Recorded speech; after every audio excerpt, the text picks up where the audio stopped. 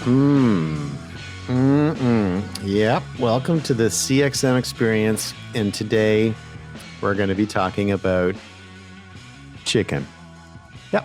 We're talking about chicken today. We're actually going to tell a kind of a fun story about chicken. It actually comes from my lovely fiance, Rachel Lynn Honig.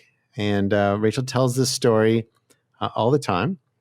But she doesn't listen to this podcast. So I'm crediting her, but I am also ripping the story off. But she'll never hear it. So I don't have to worry about her being disappointed that I told the story. So, and don't anyone out there tell her. All right. So this is kind of a fun story. This all goes to mindset and how we like to do things the way we like to do them. So let me tell you the story about Grandma's chicken. And I think maybe I'll tell the story as if in first person, like it's like my story. Okay, so I think that'll make it sort of feel a little bit more personal. And so I'll just start this as my grandmother had a chicken recipe. Okay, start it that way, and then I'll kind of go from there. And you can use this story and tell it in different ways. I'll highlight a couple of the important story elements at the end of the story, so you understand what's kind of going on in the story, and you yourself will start to use this story as an example when you see this kind of mindset operating. So let's start. Okay, so my grandma had an amazing chicken recipe, like really incredible, actually, and it was one of I think she had probably learned it from someone in her family, and I really wanted to know how to make it as well. Now, my mom was not really super interested in duplicating her mom's recipes for. I don't actually know why, but for some reason she didn't do that. But I really wanted to learn how to do this, and it was going to be a big deal for me to do it. And so the way it was done is that it was a roast chicken recipe, but it was with vegetables. And so you would have like a bunch of red potatoes, like little small red potatoes, maybe like 8 of those, and about 5 medium carrots, and a couple of sweet potatoes. And all these are peeled and cut into sort of 1-inch pieces, small pieces. Then a large onion peeled and kind of cut into about 8 wedges, a couple cloves of garlic that were minced, 3 tablespoons of olive oil, a large lemon, zested and then juiced, a couple teaspoons of Dijon mustard. It's got a secret ingredient, and then some kosher salt and pepper to taste. And so what you do is you sort of take the chicken, you cut the legs off, and then you would put the body of the chicken in, and then you'd layer the vegetables around. And usually best to mix them around, not have them in sections, but have, the carrots and the potatoes and the red potatoes and sweet potatoes all kind of mixed together with the onion. And then, but sometimes I might take the onion wedges and might put them around the edge in a slightly different pattern instead of mixing them in, but you get the idea. Then put the chicken legs on top, and then put some of the olive oil, lemon, garlic and stuff, and Dijon on top of all that, and then put whatever remaining vegetables you have on top of that. So it's kind of almost a little bit layered as a roast chicken. And so that's how the recipe worked. It comes out delicious. The vegetables are all roasted, and they soak up the juice of the chicken. The chicken skin's like nicely browned, looks gorgeous. Like these are kind of the elements of it, and the whole thing. It's like an entire meal like in one spot.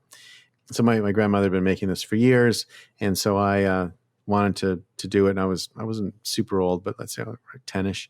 And so I got the chicken. I cut it apart, took the legs off, put the legs to the side. Actually, took all the vegetables, chopped all the vegetables, which took forever when I was like that age, right? So I was chopping all the vegetables up, and I probably only cut myself a couple of times.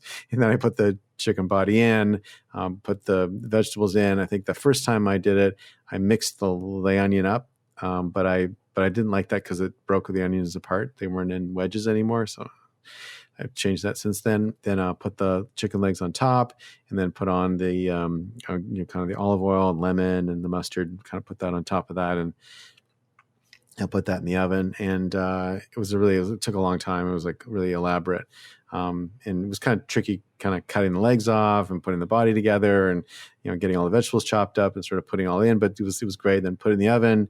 I was really proud of it. I thought it was, for me, I thought it was probably, probably the most complicated thing. So I had sort of cooked to that point in time. And you cook it for about 45 minutes, sort of baking it around 375 or maybe higher. I think some people would do it around 425 degrees, depending on sort of kind of how aggressive you want to be.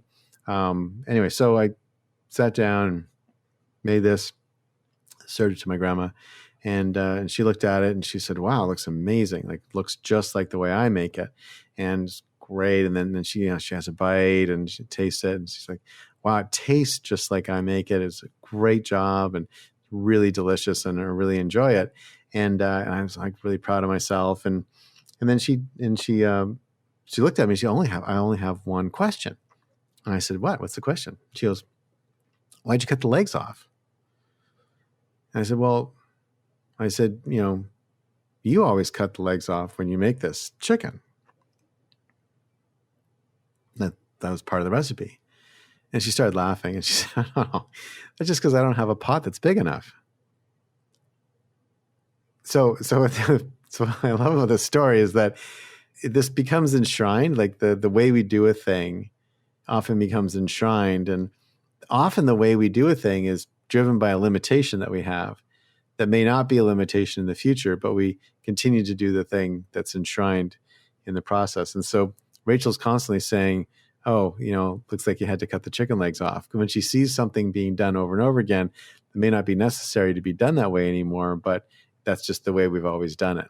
And it's take a look. You'll notice that you're cutting the chicken legs off on a lot of things that you don't necessarily have to anymore because that's the way you've always done it. And then ask yourself, well, maybe equally tasty with the legs still attached, right? That'd be fun. Anyway, the kind of core elements of the story to make it interesting is you have to have a little bit of a recipe in mind. So in this case, I'm using a recipe called Bonnie's roasted chicken with vegetables, just because it adds, like, it's slightly distracting and it adds some interest. Because we all like recipes, right? So we all like to think about, hey, that's being made. And so you have to have some element of the reality of a real recipe to it. So you sort of think through, like, that sounds like something I might like to cook. And actually, Bonnie's roasted chicken with vegetables does sound actually quite delicious. The second thing is you need to repeat the fact that you're cutting the chicken legs off enough times that when the punchline comes, like, you're aware of the fact that this chicken doesn't have its legs attached, right? So I repeated that 3 times, but I did it as part of a more elaborate description of how to put together this meal. So it didn't just sound like, well, why is he so focused on the chicken legs being cut off, right? So you heard it, but it didn't necessarily flag to you that that's really weird because it sounded like part of an overall recipe. That's kind of another part of the story. And then I think the other thing that makes it interesting is to personalize it, which sort of takes out sometimes the story is told from the perspective of, but that can sometimes come across a little bit misogynist.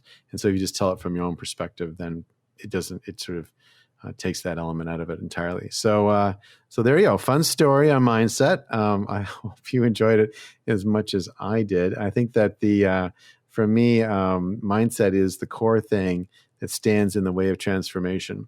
We're so used to always having to cut the legs off. We're so used to having done it that way all the time.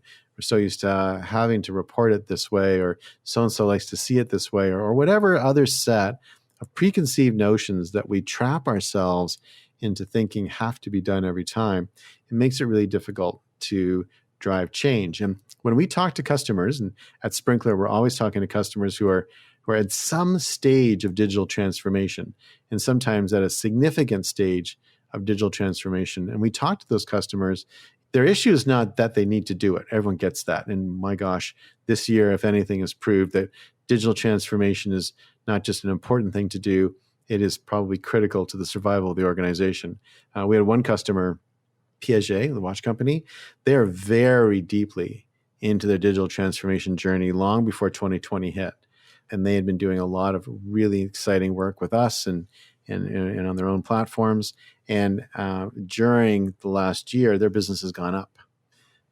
It's been great for them, even though they're a retailer and even though they're a luxury watch manufacturer, they've had a great year.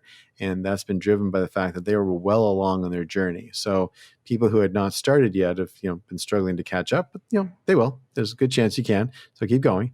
But this transformation journey is the hard part of all this. And I think the hard thing about transformation is really the mindset.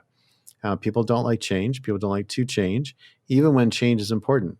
There's an amazing stat that Carlos Dominguez uses. I think he talked about it in our podcast of a few weeks ago, where when people are sent home from the hospital after a heart attack, they're given some lifestyle changes to make.